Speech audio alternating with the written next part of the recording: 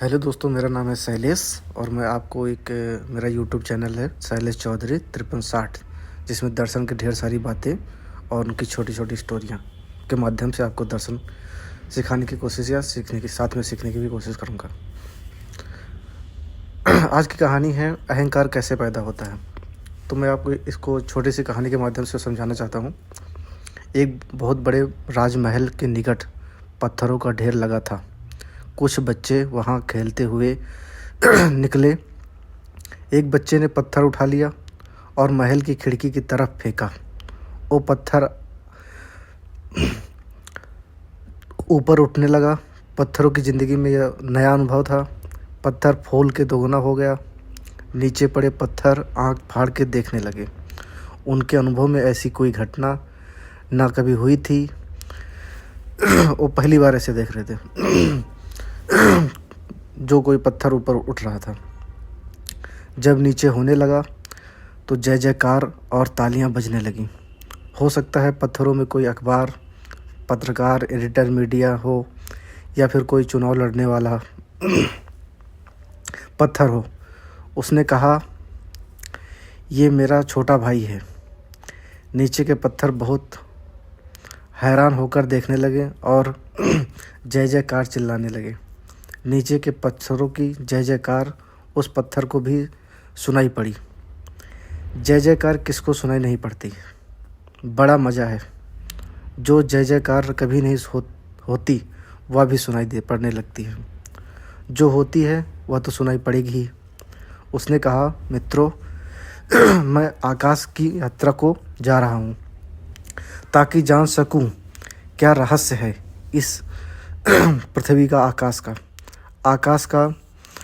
से लौट के आकर तुम्हें बता सकूं। पत्थर महल की खिड़की से टकराया। कांच की खिड़की चूर चूर हो गई।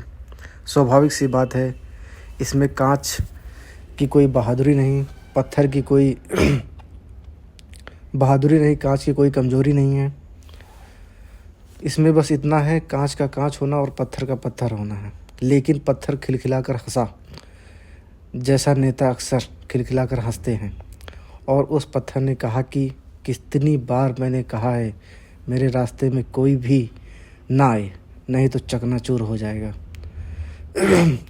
तो वही भाषा बोला जो राजनीति की भाषा है। और वो पत्थर महल की बहुमूल्य कालीन पर और कहा गिरा और कहा, धन्य धन्य है जो ये लोग। क्या मेरे पहुंचने की खबर इन्हें पहले से ही पता लग गई थी कि इन्होंने कालीन बिछा के रखी है। और कितने अतिथि प्रेमी हैं जो मेरा इतना स्वागत कर रहे हैं। तभी राजमहल के नौकर को आवाज़ सुन पड़ी होगी कि वो आया और पत्थर को हाथ में उठाया। पत्थर तो गदगद हो गया कि मकान का मालिक स्वागत में हाथ में उठा के प्रेम दिखलाता है। कितने भले लोग हैं। और उस नौकर ने पत्थर को वापस फेंका। जब वह वापस गिरने लगा तो आंखें फाड़े हुए लोग बैठे थे। उनका साथी गया था चंद्रलोक की यात्रा पे, जो वापस आया था। वह गिरा। नीचे फूल मालाएं पहनाई गई। कई दिन तक जलसे चले और न जाने क्या क्या हुआ। फिर उन पत्थरों ने पूछा, क्या हुआ भाई?